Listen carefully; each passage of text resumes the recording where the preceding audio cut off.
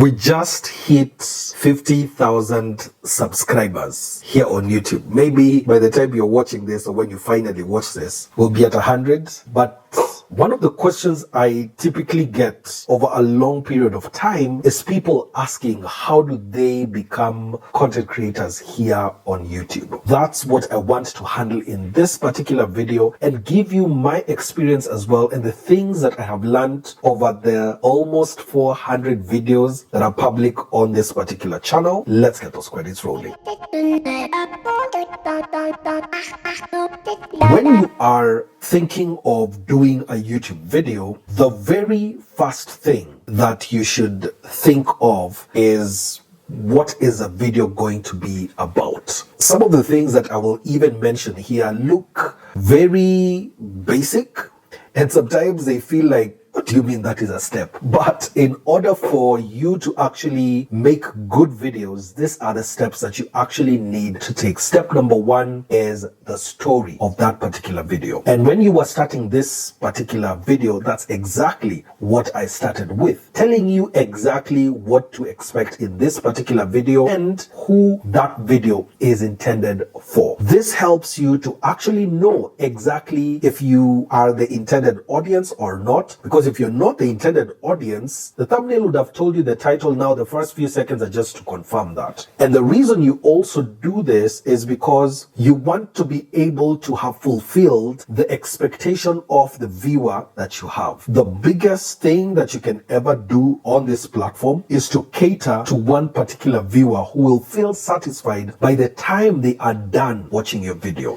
That's the target that you have. Not a million views, not 100,000 views, but one viewer to get satisfied. Because when you are on this platform on YouTube, you are talking to just one person. That's your target. If you talk to one person and have a conversation with them, by the end of that particular video, if they have had a satisfying conversation with you, they will definitely subscribe, they will make a comment, they'll like your video, they will engage with your video because it has actually moved them to an action. Because when you are coming up with this story, it will also tell you if you need to do what is known as keyword research. Keyword research is a terminology used in search engine optimization. If you didn't know, YouTube is also a search engine. And from statistics, YouTube is the second largest search engine behind Google. Both of them owned by Google. So people come on the platform YouTube in search of answers. For instance, you probably came onto this video wondering, how do you make YouTube videos or how to become a content creator? That I haven't yet chosen which title it will be, but that's in a future step. Once you have searched for it, you'll most likely find a video like this or this one, and then hopefully it answers your question. The more people are searching for it and the more this video answers in terms of this is a solution that you are looking for, the more this video continues to be shown to similar people with similar issues. So solving a problem that the viewer has is supposed to be at the front of a single video. Now, when it comes to solving a problem that the viewer has, it's not necessarily that they want to be educated. The viewer may want to be entertained. That's something that you do at the beginning of that particular video.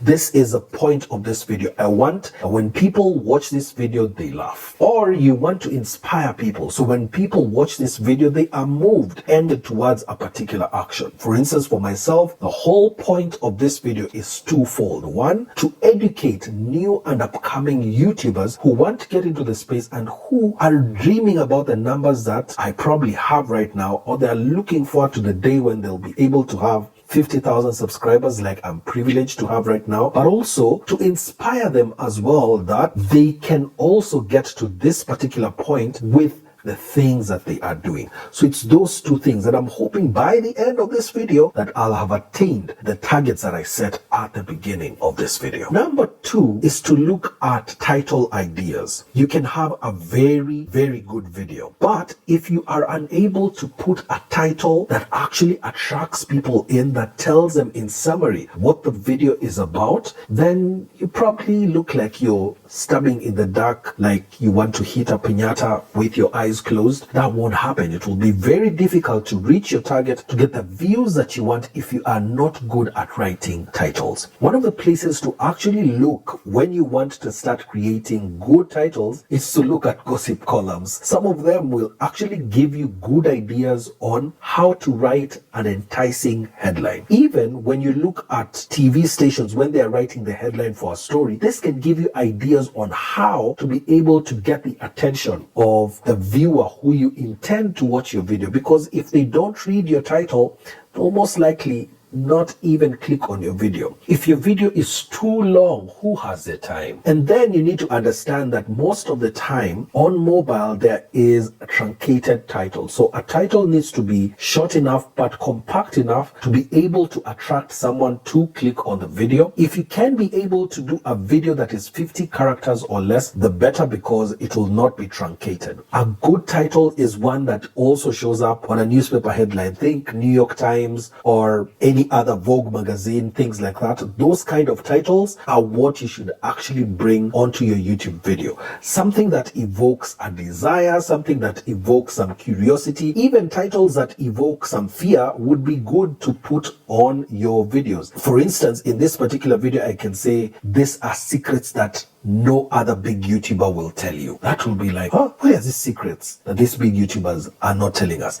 And then you jump onto the video and then you get here and then you realize, I got you. Number 3 is on thumbnails. This by far is one thing that can actually accelerate your growth. If you take enough time to look at the thumbnails of people who are successful on this platform, you will start seeing a pattern. There's a video by a YouTube expert known as Daryl Eves, which I'll actually put in the description of this video, that talks a lot more about thumbnails and the tactics to use with thumbnails. And it is this particular video that actually helped me to start improving on my thumbnails. A thumbnail is the first thing that a viewer sees on their homepage, on their search page, because this impression that they get, because it's called an impression when someone sees your thumbnail, that impression is very important, because when YouTube shows your video to every single viewer, you are competing against everyone else that is on your homepage or on the suggested page. And so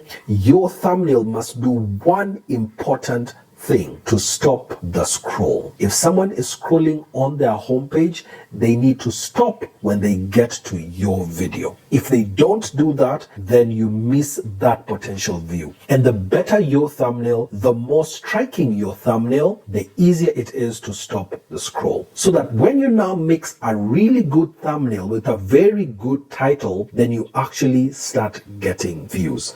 A good place to start if you are trying to create thumbnails is a site called Canva.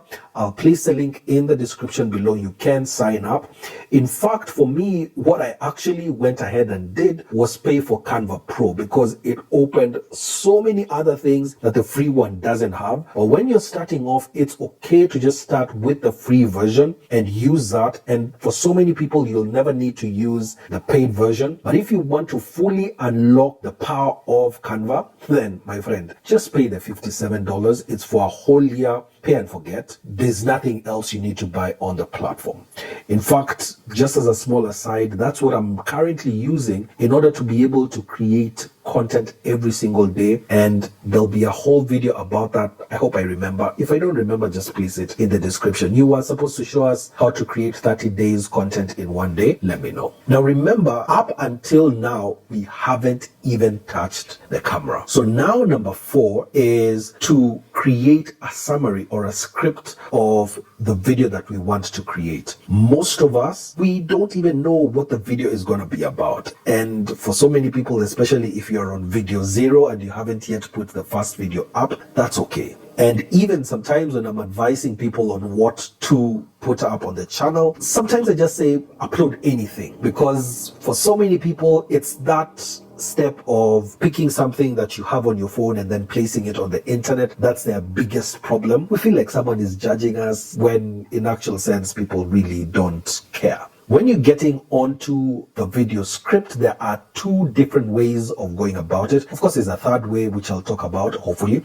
So the first way is to create bullet points on what you are going to talk about, especially now with a talking head video like this one, where there's a talking head and the guy is just seated. I can actually just put in the bullet points of what I want to talk about, and then I talk about it without needing any actual full written script, which would have been possible if I had the time, but I typically just use bullet points. But the second way, especially if you are not very confident on camera, you can actually write down exactly what you want to say so that you'll not go out of your script. And by writing it down, you're able to put all your thoughts down, especially when you're doing a well-researched documentary, for instance. It's good to have all these things written down so you don't miss anything, you don't misquote anyone, and you're able to actually have full structure with beginning, middle, and end, which is a structure that so many of us should follow, whether you are doing talking heads like this, or you are doing documentaries, or you're doing vlogs. Whatever video you are doing, it should have a structure. And this structure is now created when you are making the script. The script can also guide you on the kind of shots that you need to have, whether they are long shots or medium shots or close-up shots, extreme close-ups. All these kind of shots can be incorporated into your script, because now if you have a videographer, they also know, and even if you are your own videographer, you know which kind of shots are needed. And so by the time you are done with shooting the video, all these shots are actually taken care of. Now when we get into number 5, which is now the actual production of the video itself, for so many of us, a phone would do. If you have your phone with you, you can actually use this without ever needing any other equipment before you start getting all fancy. In fact, for myself, sometimes it is much simpler to shoot with my phone. I don't have to set up all these things, because by the time I'm shooting this video, it's taken close to 20 minutes to set up the camera where I want it to be, to set up a small fill light that is on my face. If you can see my little red, it's a nice YouTube logo that's on my right.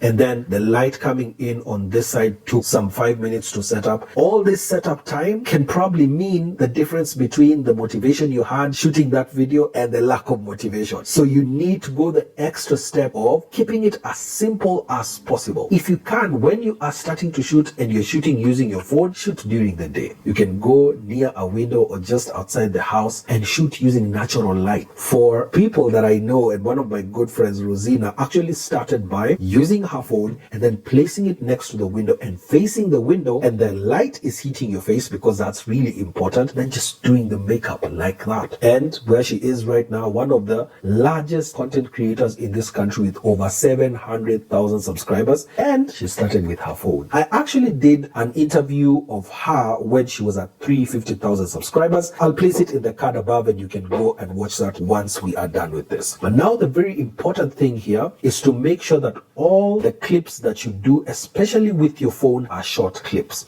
This enables you, if you have done any mistake on your video, to discard that particular video clip, and then you don't need to look for so many clips or which was the best take. If you do a sentence and you make a blunder, just stop that particular video and then redo it again and you're good to go. Especially if you're shooting on your phone, please do 10 seconds, 15 seconds max of a clip, so that now when we finally get to editing, we'll just be putting all those clips together and you're done with the editing. You don't need to make the clips smaller or things like that. All you'll be doing is at the ends where you went to start the clip or end the clips, those are the parts that you take out. And then when you are shooting, kindly do this. When you go to start the video itself, start the clip and then get into position so you have some little space between when you start the clip and when the action starts, and then do the action. Once you are done with the action, please face the camera if you are facing the camera like in a talking head like this, and then give it a few seconds before you go press stop on that particular clip. The reason for this is you want to get clean video. This means that people will not be seeing you go next to your camera to go and press stop, and they will not see like you are doing other activities at the same time. While this is true that you're actually starting and stopping the video, you want it to look a bit more professional, and you want the story to flow through without people having to realize, oh, by the way, this was actually done on phone. So think of it like this phone is like you are are on a movie set. What would happen on a movie set is the cameras start rolling, then the director calls action, and then the action actually starts. And when the scene is over, the actors in the scene itself continue with action until the time when the director yells cut, the action stops, and the footage is also stopped. So that when they are now editing, they'll be able to pick where the action started, where the action stopped just before cut was called, and they're able to have a very beautiful scene. That is a masterclass for you when it comes to shots.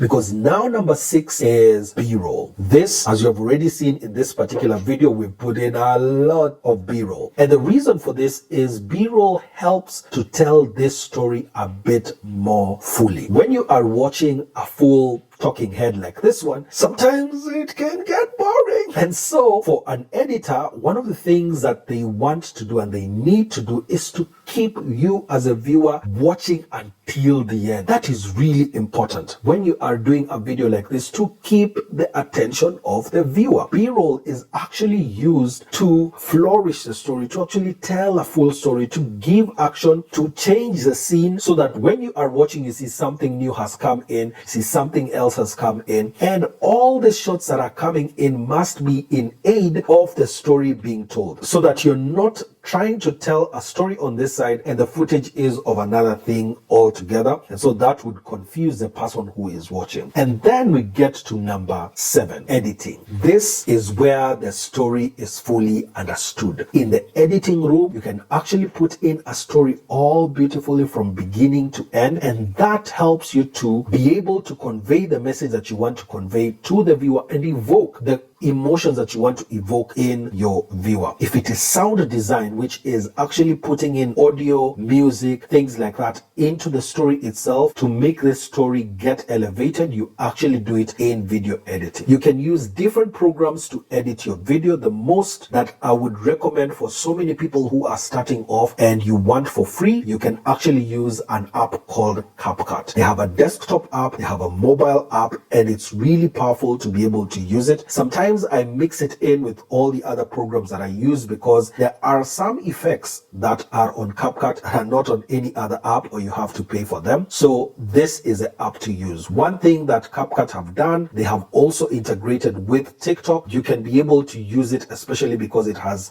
CapCut templates, which are really good if you want to grow on TikTok as a content creator. Other apps that you can use, one is called Adobe Premiere Pro and Adobe After Effects, which is used for visual effects. And you can also use DaVinci Resolve, which is a free NLE, which is a non-linear editor. It is a good competitor for Premiere Pro. So you can also use DaVinci Resolve, which is free to use, or you can pay $300 for it to get the full version, or you can use Final Cut Pro if you have a Mac. If you don't have a Mac, then Adobe Premiere Pro actually works, or you can use CapCut. There are so many programs that you can use. There's Filmora that you can use, even though Filmora has had some issues with its users in the recent past, but it's a program that some users use, and most of the content creators that I know who started a little earlier than myself, when they were starting off, they started using Filmora, and that's what they still use till today. Editing is a skill that you can develop, because there are so many tutorials on YouTube if you need to edit, and if you need to learn specific things about the program that you are using, just go on YouTube and search for it, and you can be able to actually do that. Because now number 8 is on subtitles or graphics. Apart from B-roll, when you are editing, you may need graphics as well. So you may see a few graphics on your screen saying the things that I'm saying. You can add captions, which are usually animated in the video that you are doing, or subtitles like the ones that you see when someone is speaking. All these are ways of keeping the viewer engaged with the video that you are doing, and they always add spice into your video. Number 9 is your video description. Before you go anywhere, the video description that will be on your video is really important. This is how I usually structure my video description. One is to give a paragraph of the summary of the video that someone is watching, because this usually shows up at the bottom of the video that they are watching. Number two, I also place in an outline of the video. This creates what are known as chapters. So what I do is I put in that description and put video outline, and then I start at 00:00. That's at the start of the video. I'll say this is the intro. Then point number one, which we're talking about keyword research and storytelling. When it starts on the video and the time it is at the video, I'll actually place in where it shows up. The key here is I also make the chapters in my video to be search friendly as well. Remember, we did keyword research in step number one. So I make all of my chapters to be keyword friendly so that when someone actually searches on Google for how to be able to do a YouTube video, or they are asking how can you do a video description on a video, they will be shown my video at that particular key moment. They're called key moments. These are the headings on the chapters. After that, I put my socials on the video itself. These are the links to the other places where I'm also building an audience, which is on TikTok, Instagram, LinkedIn, Facebook. I place all these links there so that if someone wants to reach out on those platforms, they can do so. I also place my email for brand partnerships and any classes that I'm doing for people. I place it in the description as well. All this is to help to build an audience in a different platform. The other thing that you can actually include in your video description are other videos that are associated with this one, or there are other videos that you want your audience to watch as well, because it's possible that while someone is watching your video, they go into the video description and they're reading through what is there. It may not get you a lot of views, but it can get you some. And always put in affiliate disclaimers or financial disclaimers if you're in the finance space. These disclaimers are important to put in your video to avoid anyone trying to treat any information that you give as financial advice or as promises that have been made, because you do not come on YouTube to get any financial advice, especially from a channel like mine. All it is education. And then if you take any financial decisions, it's usually on you, because I've actually stated in clear font in the description of every single video. And in association with the channel description, you also can put in the pinned comment when your video is unlisted, but we'll get to that. So what you do in your pinned comment is to place in either a question, or if you have any links that you want to share, you can put them in the pinned comment. This actually helps that when your video goes out, your comment will also be shown publicly there. By the time your audience is coming to view your video, they will find that comment there. They will engage with it as well. And now we've done all these 9 steps, but our video is not yet live on YouTube. This is what we have been waiting for. This is a final step. Step number 10, uploading and sharing. This is the scariest of the steps that we have taken so far. Shooting may have been an issue, but uploading is the biggest problem, because that's a place where we are shivering like this, wondering, what will people say about me? How did my hair look? How did my makeup look? All these are questions that you're asking myself. So what is my cousin's brother's dog gonna think about me? Because so many creators are self-conscious, but you are going to go up and above that hurdle, because you're going to upload your video. Agreed? Awesome. So this is what you do. There are 2 categories of people this particular stage. One is those who will still be completely deliberated.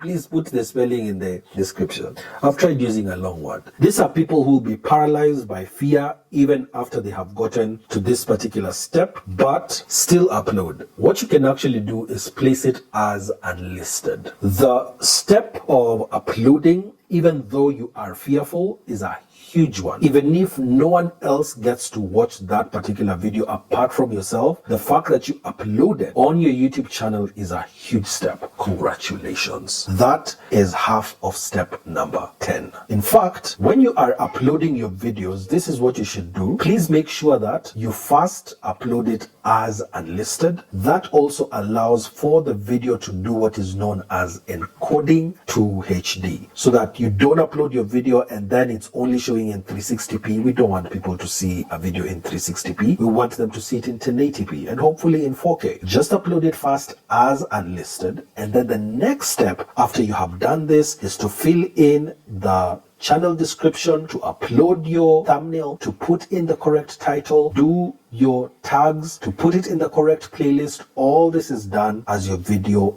is unlisted. And then the next step that we'll actually take is to make our video public. This is the start of your YouTube career. Make that video public and then place it on WhatsApp status, on your Instagram story, TikTok stories, all these places where you could have an audience. Tell all of them, guys, finally, I have a YouTube channel. Go and watch my very first video. This is really important because you'll start getting 1, 2, 3, 4, 5. By the time you know, this will be 100,000 views, 1,000,000 views. Imagine on your video. You who did not know anything about YouTube before you started this video. This is the start of your YouTube career. Once you have put that video up, leave it alone. Start thinking of step number 1. What's your next video going to be about? And that is how I've been able to do over 380 videos over the last 5 years. It's step 1 to 10. Even when sometimes you look at the video and you're like, I messed up there, still upload. Oh, I was not in focus, still upload. And now I want you to go and watch this particular video that I did up here. I was talking to the largest makeup content creator in Kenya. Her name is Rosina Sharon. This is a video that I did about a year or 2 ago. Please go and watch it. I know it will inspire you to create some more. See you in the next one.